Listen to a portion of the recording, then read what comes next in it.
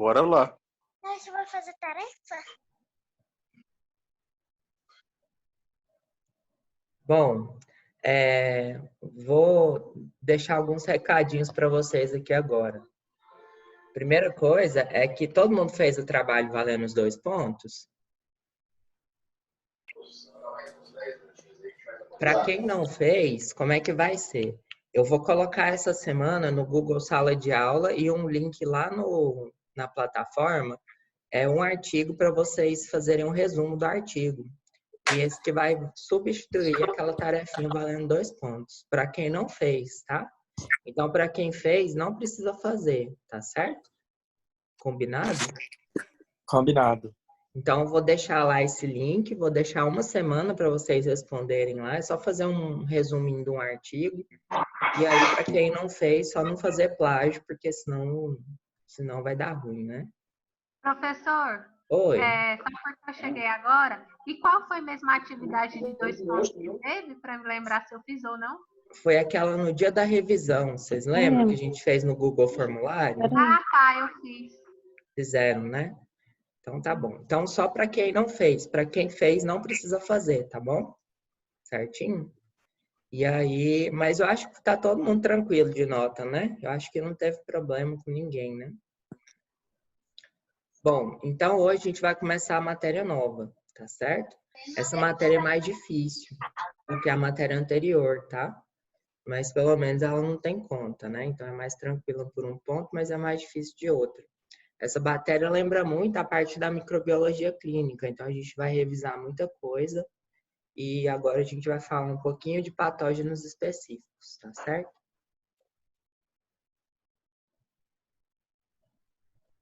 O Léo é de boa, ela falou para mim antes, você tem que saber um que fica pertinho do seu serviço. Olha, moço, é 2 horas de almoço, amor. Nossa, podia diminuir as horas, né? Tipo, sair 4 e dividir só 1 hora de almoço. Bom, então, nós acabamos os testes de limite microbiano, né? Então, agora nós vamos fazer o teste ainda nos produtos estéreis, né? Acho que a última parte, assim, mais considerável dos produtos não estéreis, a gente vai fazer a pesquisa específica de micro-organismos ou pesquisa de patógenos específicos, né? Então, para ter qualidade um produto farmacêutico não estéril, não basta só ele ter uma quantidade de micro-organismos baixas. Dependendo da formulação farmacêutica, eu tenho que ter a ausência de alguns micro-organismos. Por exemplo, Pseudomonas aeruginosa, Staphylococcus aureus, Escherichia coli, Salmonella e coliformes, né?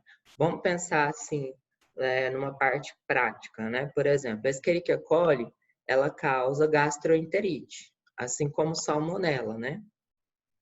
Seria interessante ter uma bactéria que causa gastroenterite numa solução oral? De forma alguma, né? Porque você está introduzindo no sítio de ação da bactéria, né, na mucosa em que ela causa doença, um medicamento que tem esse micro-organismo, né? Da mesma forma que não é legal a gente ter Pseudomonas aeruginosa na pele, que ela é um importante agente causador de doenças na pele, assim como Staphylococcus aureus. Então, é mais ou menos assim que é feito, né, a pesquisa de patógenos específicos. Dependendo do sítio de ação, a via de administração que esse medicamento vai ser administrado, associado também com os componentes que tem na formulação, a farmacopeia determina quais micro-organismos devem ser ausentes. Então, vocês não precisam decorar quais micro-organismos eu tenho que pesquisar, mas eu sempre tenho que olhar na farmacopeia brasileira para ver qual que eu tenho que determinar a ausência. Então, se o limite der baixo do produto, que foi o que a gente fez na N1, né? Se a quantidade de micro-organismos for baixa, porém ter a presença desse patógeno que é condicionada a não ter na farmacopeia brasileira, o produto está reprovado, tudo bem? Então, para que ele cumpra a determinação, ele tem que ter a ausência do patógeno específico determinado na farmacopeia e ele tem que ter também um limite abaixo do permitido pela farmacopeia. Tudo bem? Então, basicamente, esses são os dois testes principais que são feitos para patógenos, para produtos não estéreis. Bom, certo, né? Isso daqui a gente já viu, né? Que são as contagens, ok? Bom, e aí, quais são os micro-organismos que a gente estuda, né? Igual do slide passado, nós vamos ver bonitinho, Staphylococcus aureus, Escherichia coli, Salmonella, Pseudomonas aeruginosa, e aí tem mais dois aqui que a gente também estuda, que é o Clostridium, que é um anaeróbio,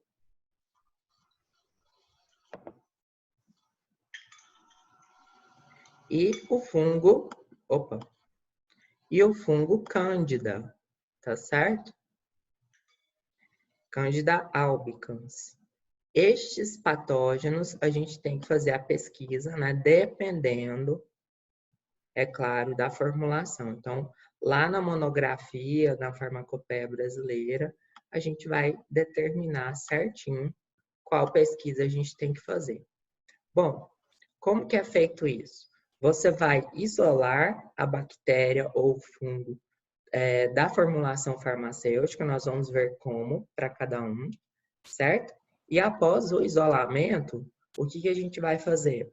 A gente vai identificar através de técnicas, pode ser técnicas bioquímicas, técnicas moleculares ou técnicas automatizadas, vai depender da riqueza da indústria, né? Então, esses testes, eles não são determinados pela farmacopeia como você tem que fazer. Você tem que só validar e depois mostrar os resultados através desses testes. Podem ser testes mais baratos ou testes mais caros.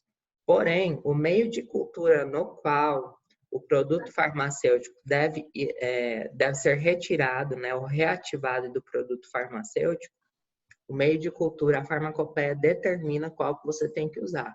Qual meio de cultura que eu uso para pseudomonas, qual que eu uso para estáfilo, qual que eu uso para E. coli, qual que eu uso para salmonela, qual que eu uso para coliformes. Coliforme não tem, né? Porque a E. coli e a salmonela é mais ou menos um tipo de coliforme. Tudo bem? Então, o que nós vamos ver aqui? Nós vamos ver os meios de cultura, vamos relembrar o que são agentes seletivos, o que são agentes diferenciais. A gente tem que saber qual meio de cultura para cada micro-organismo e, posteriormente, a gente tem que saber as técnicas de identificação de cada um. E aí, no finalzinho, a gente vai falar um pouquinho de técnicas moleculares e um pouquinho de técnicas automatizadas. Certo? Bom, o primeiro é a pesquisa de Staphylococcus aureus, tá certo? Gente, basicamente, como que é feito esse teste? A gente faz um caldo. O caldo é a mesma coisa que um agar, tá bom? A diferença é que ele não tem agar. Se ele não tem agar, ele é líquido, por isso que a gente chama de caldo. Mas eles têm os componentes nutritivos igual ao meio de cultura normal sólido, só não é sólido. Ele se torna mais nutritivo porque o micro-organismo ele entra em contato com mais meio de cultura, tudo bem? Então, para a gente reativar esses micro-organismos, que às vezes eles podem estar em pequena quantidade na formulação farmacêutica, a gente coloca primeiramente no caldo, certo? Para o Staphylococcus é caldo caseína soja, né? Para a maioria dos micro-organismos é caldo caseína soja. Só para salmonela, né? Que é outro caldo, né? Que é o caldo tretionato ou caldo selenito. Para todos os outros micro-organismos, a gente pode isolar no caldo caseína soja. Então, basicamente é assim. A gente pega a formulação farmacêutica, faz a diluição de 1 para 10, ok? E aí, dessa diluição de 1 para 10, incuba a 35 graus Celsius por 1 a 2 dias. Aí vai ter a turvação lá, né, do crescimento microbiano, só que ainda a gente não sabe se é Staphylococcus ou não. E aí, para a gente ver se é Staphylococcus ou não, a gente tem que colocar no meio que indica se tem Staphylococcus aureus ou não. E aí, no caso, o meio que a gente coloca é o agar-manitol salgado. Por que que é o agar-manitol salgado? É o agar definido pela Farmacopeia Brasileira, que você tem que usar para fazer o isolamento a partir da formulação farmacêutica. Tudo bem? Bom, para todos os testes, é importante a gente fazer a metodologia da coloração de grão, né? Vocês já viram diversas vezes essa técnica, mas vale a pena relembrar porque ela é muito importante. Por quê? Porque quando você isola, né, é interessante você fazer o teste de grão para confirmar. Por exemplo, cresceu lá no meio de cultura, né? E aí o teste de grão ele serve como uma das provas de identificação do micro-organismo. É uma das primeiras, mas ele auxilia também. Tudo bem? A técnica de grão é uma técnica colorimétrica, né? Que determina a diferenciação entre as bactérias quanto gram positiva e gram negativa. Não sei se vocês lembram a diferença, bactérias gram positivas, elas têm uma grossa camada de peptídeo glicano e a presença de ácido teicoico e lipoteicoico.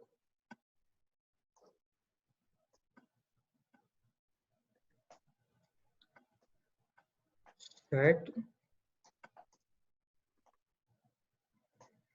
Enquanto as gram-negativas, elas têm uma fina camada de peptídeo glicano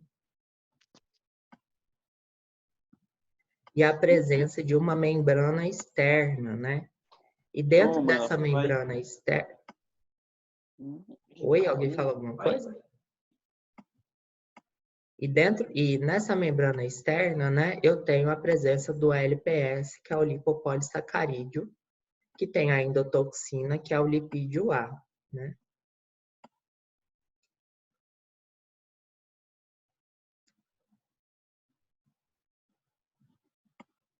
Mas trocando, né, em miúdos, né? Basicamente, eu vou diferenciar a bactéria gram-positiva da gram-negativa pela grossura do seu peptídeo glicano, tudo bem? Eu tenho uma bateria de coloração, são 2 corantes que a gente utiliza, né? O primeiro é o violeta cristal e o segundo é a safranina ou a fucsina fenicada, tudo bem? Esses são os 2 corantes da bateria. O violeta cristal, ele é roxo escuro.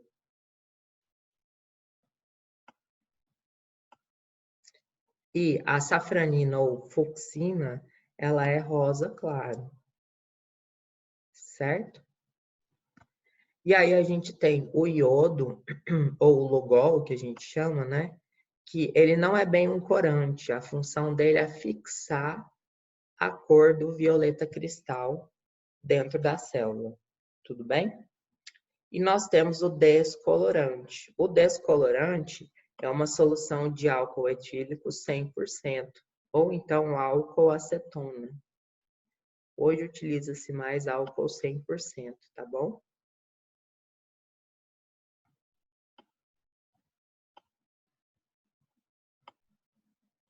Certo?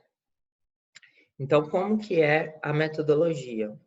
Primeiramente, né, a gente pega a lâmina,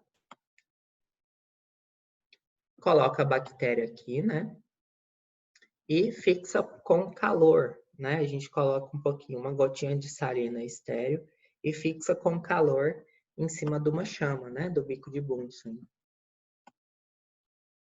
Certo? E aí, depois de fixar, a gente começa a bateria de coloração. Primeiro adiciona violeta cristal, que é uma coloração roxa, que vai deixar tanto a bactéria gram-positiva quanto a gram-negativa roxo escuro. Quando você coloca o lugol, que a gente chama de mordente, ele vai fixar essa coloração, né, nas 2 bactérias. O que vai diferenciar as duas agora é a descoloração com álcool 100%.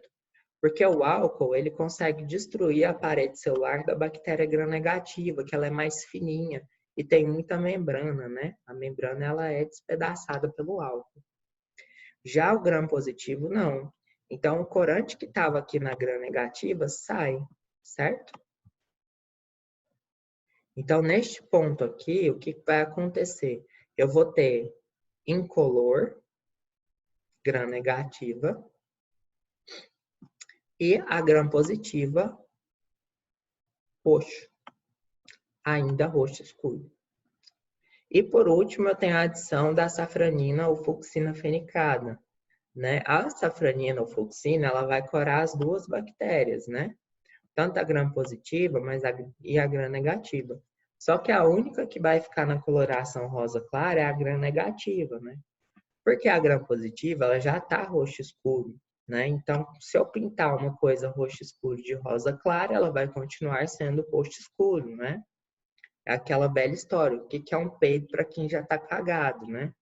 Então, no final, a bactéria gram-positiva, ela fica roxo escuro e a gram-negativa fica rosa claro, certo? E aí, só dessa forma eu consigo visualizar a morfologia das bactérias. Se ela é coco, se ela é bacilo, né? Espiralada eu não consigo ver pelo grama, tem que fazer uma técnica de impregnação pela prata. Então, mais para eu ver se ela é coco ou se ela é bacilo. Lembrando, para saber se é coco, é legal ver o arranjo. Se o arranjo estiver em dupla, a gente chama de diplococo. Se ele estiver em cadeia, a gente chama de streptococcus, né?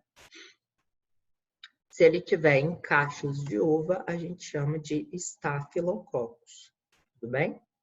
Isso é importante porque auxilia muito na identificação prévia, né? No auxílio da identificação de gênero de bactérias gram-positivas.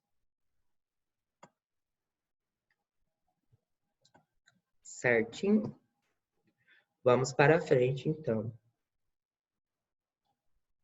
Bom, então como que é a tomada de ensaio, né? Do meio de cultura que a gente estava conversando lá atrás. Então, eu pego 10 gramas do produto farmacêutico e eu faço um enriquecimento com caldo. Então, se for Escherichia coli e salmonella, o principal utiliza-se caldo lactosado, né? Que é para o crescimento de Escherichia coli e de salmonella. Mas para Escherichia coli, tá, gente? O caldo caseína soja, ele é utilizado, né, para Staphylococcus aureus. Enquanto a salmonella, a gente usa um meio seletivo. Por que a gente usa um caldo seletivo? Porque a salmonella, ela demora mais para crescer, ela é um pouquinho mais fastidiosa do que as outras bactérias presentes nas formulações farmacêuticas. Então, se eu deixar ela crescer junto com as outras bactérias vão crescer primeiro e vão inibir o crescimento da salmonella. Então, o que a gente faz? A gente coloca substâncias químicas que inibem o crescimento da maioria das bactérias, deixando só a salmonella crescer. Então, por exemplo, se lá no meu teste tiver lá, tem que ter ausência de salmonella, aí o que eu vou fazer? Eu vou utilizar um caldo seletivo para isolar a salmonella, que seria, né, o caldo tretionato e o caldo selenite cistina, tudo bem? Aqui está escrito suspensão resultante do caldo não seletivo, né? Então, o que ele fez aqui, né? Ele pegou do caldo caseína ou do caldo lactosado, ele colocou no selenito, certo? E aí, a partir daí, ele veio e posteriormente colocou no meio de cultura para isolar a salmonella. Ok?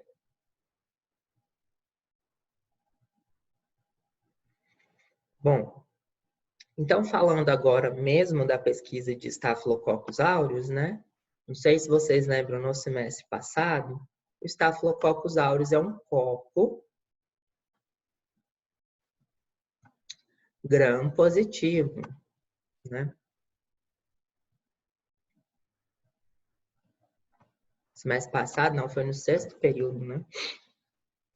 E ele é um coco gram-positivo dispostos aos cachos, por isso que ele é chamado de Staphylococcus. Só que lembrando, né, que essa morfologia é para todo o gênero de Staphylococcus. Então, para eu determinar se ele é aureus, que é o que a farmacopeia brasileira pede, né, eu tenho que fazer testes bioquímicos posteriores, certinho?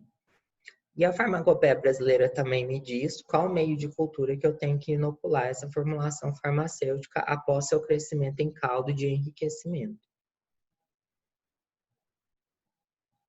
O meio é o agar-manitol salgado, tudo bem? O agar-manitol salgado, ele é seletivo e diferencial para Staphylococcus aureus.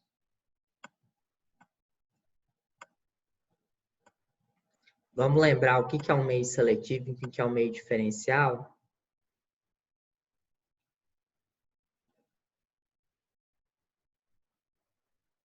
Tem que ir para frente, certo? Vocês lembram o que é, gente, o meio seletivo e o meio diferencial? O meio seletivo é quando eu tenho uma substância química que inibe o crescimento da maioria das bactérias e deixa crescer só a minha bactéria de interesse, ok? Meio diferencial me diz que tem uma substância química que quando a minha bactéria de interesse crescer, que no caso aqui é o Staphylococcus aureus, esse meio vai me indicar por uma mudança de coloração, tudo bem? Entenderam o que é um meio seletivo e um meio diferencial? Neste caso, o agar-manitol salgado, ele é seletivo e diferencial, tudo bem? Ele pode ser os dois, não tem problema, dependendo dos seus constituintes presentes no meio de cultura. Ok?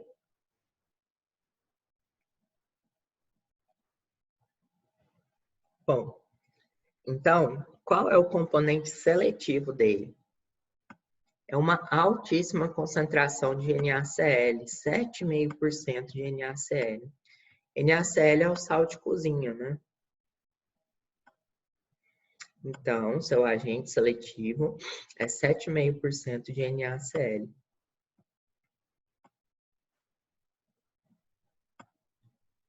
Ok? Bom, e além do seu 7,5% de NaCl, como agente seletivo, só para vocês terem uma ideia, né? A solução fisiológica, né, que é a concentração de sal que a gente tem mais ou menos no nosso corpo, é de 0,9%, né? Então, a concentração muito alta de sal que este micro-organismo consegue crescer. Então, ele é seletivo para todas as bactérias do gênero Staphylococcus. Então, no agar-manitol, não é que só cresce Staphylococcus aureus, cresce qualquer bactéria do gênero Staphylococcus, tudo bem?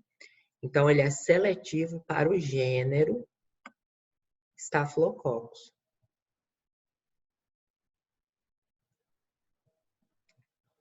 Certo? Mas ele é diferencial somente para Staphylococcus aureus. Quais são os agentes diferenciais dele? É o açúcar manitol e o indicador de pH vermelho de fenol. Vamos ver um pouquinho mais para frente isso. Bom, vocês lembram o que é um indicador de pH?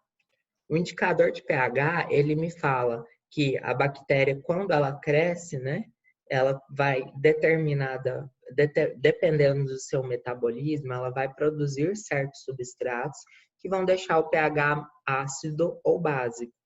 O vermelho de fenol, quando ele está num pH ácido, ele fica amarelo, certo? Quando ele está num pH básico, ele fica rosa. Tranquilo? Então, o vermelho de fenol é um indicador de pH.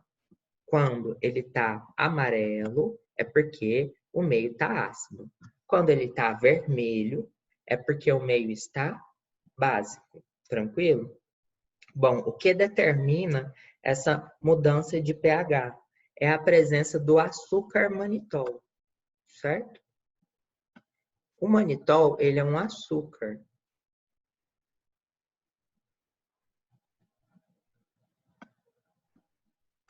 E somente dentro do gênero Staphylococcus, somente a espécie Staphylococcus aureus consegue fermentar o manitol em ácido orgânico. Bem? Somente a espécie Staphylococcus aureus. Tudo bem? Então, aqui, dentro do gênero, somente a espécie Staphylococcus aureus que vai fermentar o manitol. Fermentando o manitol, ela vai deixar o meio ácido. Deixando o meio ácido, o vermelho de fenol vai produzir a coloração amarela no meio. Tá vendo que quando o Staphylococcus aureus cresce dentro do agar-manitol, ele se diferencia das outras espécies de Staphylococcus? Então, por isso que ele é diferencial para a espécie Staphylococcus aureus. Tudo bem? Tranquilo? Então, retornando. Quando eu vou fazer pesquisa de Staphylococcus aureus, eu coloco geralmente num caldo caseína, deixo crescer por 24 horas, depois eu pego uma alçada desse caldo e coloco no agar-manitol salgado. O agar-manitol salgado é um meio indicado para o crescimento ou isolamento de Staphylococcus aureus, segundo a farmacopeia brasileira. Bom, o agar-manitol salgado ele é seletivo para o gênero Staphylococcus e ele é diferencial para a espécie Staphylococcus aureus. Qual é o componente que dá seletividade a este meio? 7,5% de cloreto de sódio, que inibe o crescimento de qualquer gênero que não é Staphylococcus. Qual que é o agente diferencial? É o manitol associado ao indicador de pH vermelho de fenol. Por quê? Porque somente quando o Staphylococcus aureus cresce nesse meio, ele fermenta o manitol. Quando ele fermenta o manitol, ele vai produzir ácidos orgânicos, deixando o pH do meio ácido. Então, o meio que era vermelhinho, com o crescimento de Staphylococcus aureus, fica amarelinho. Tranquilo, né, gente? Revisão da microbiologia clínica. Então, o que eu tenho que decorar? Meio de cultura para o micro-organismo, agente seletivo, agente diferencial, que cor que a bactéria fica no meio, tá bom?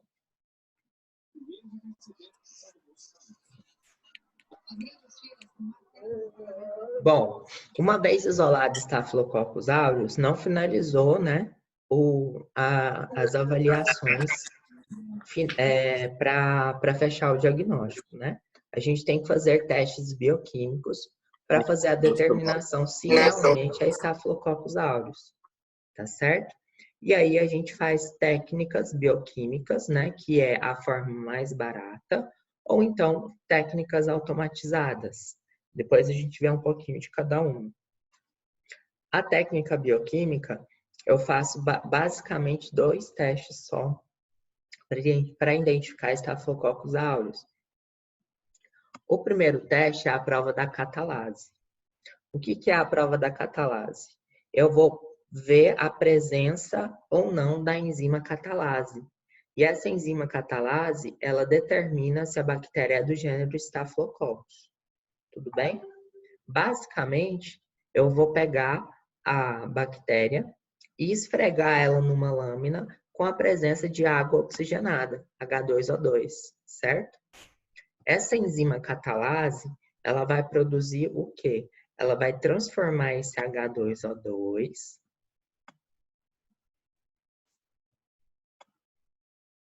em água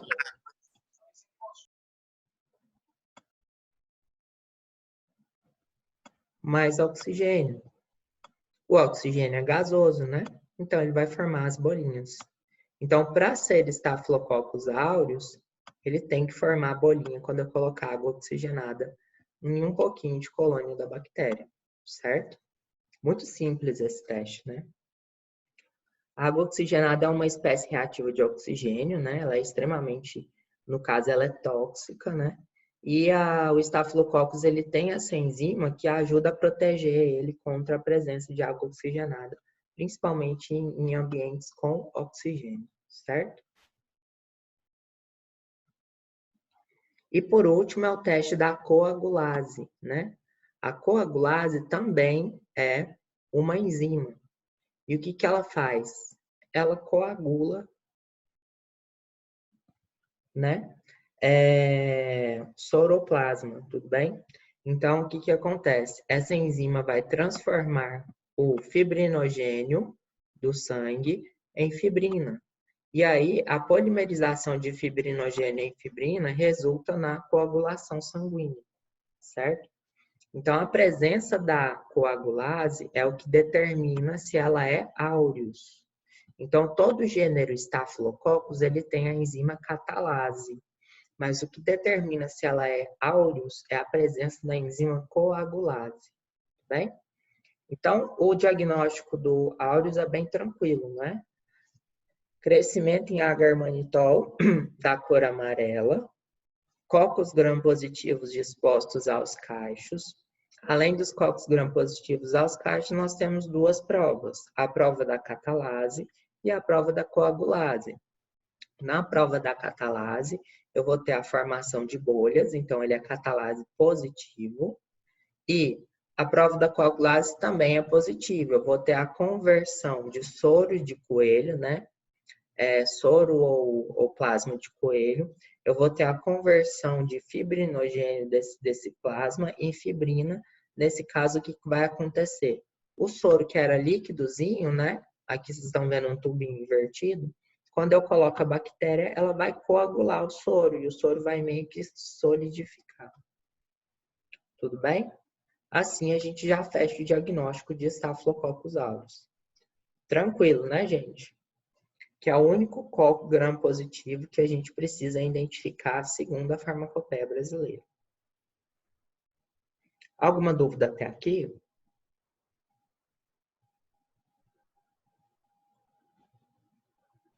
Podemos seguir então, né, gente? Bom, a Pseudomonas aeruginosa, ela é um bacilo gram-negativo. Muito comum como contaminação de formulações farmacêuticas, porque ela fica em ambientes úmidos. Então, é muito comum em formulações que tem muita água, né? Que tem uma atividade de água muito grande. E a gente tem muitas formulações aquosas, né? Que tem uma grande quantidade de água. Ela é um bacilo gram-negativo, não fermentador de glicose, né? Certo? E o meio que é utilizado para o isolamento dessa bactéria, né, é o tal do agar cetrimide.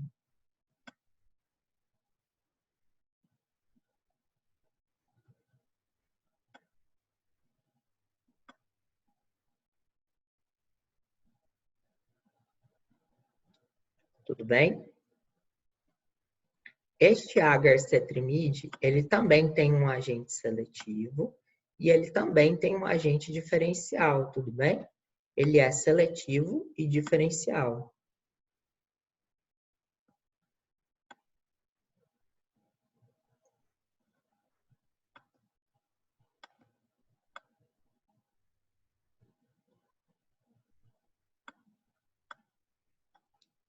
Qual que é o agente seletivo desse meio? É o próprio cetrimide, que é o que dá o nome do meio, certo? Esse cetrimide é uma substância química que inibe o crescimento da maioria das bactérias, né, que possam estar presentes na formulação e permite o crescimento, né, seletivamente da Pseudomonas aeruginosa, certo? E nós temos como agente diferencial sais, né, sais de potássio e sais de magnésio, tudo bem? Qual que é, né, a função desses sais, né? Vamos dar uma lidinha no que está escrito aqui embaixo, ó. A peptona serve como fonte de nitrogênio e o glicerol é usado como fonte de carbono e de energia. Beleza. A produção da piocianina é estimulada pelo cloreto de magnésio e o sulfato de potássio presentes no meio. A cetrimida, né, é um composto de amônia quaternário que inibe uma vasta variedade de outros organismos, incluindo outras espécies de pseudomonas não aeruginosa. Então, o que acontece? Estes sais aqui, ó, cloreto de magnésio e cloreto de potássio, eles vão induzir a produção de um pigmento que é essa bactéria, que é característico de Pseudomonas aeruginosa, que é a piocianina e a pioverdina, que são pigmentos que, quando produzido, a coloração da bactéria se torna esverdeada e fluorescente. Então, por essa diferenciação, a gente consegue determinar que é a Pseudomonas crescendo no agar cetrimide. Tudo bem? Então, por isso que ele é seletivo e diferencial. Seletivo pela presença do cetrimide e diferencial pela produção de uma coloração esverdeada através da indução de cloreto de magnésio e cloreto de potássio, pela presença de sais, né? Induzindo a produção do pigmento pioverdina ou piocianina. Beleza? Vamos ver como que é isso no meio de cultura. Não vai acabar mais não, essa buceta? Oxe. Olha só.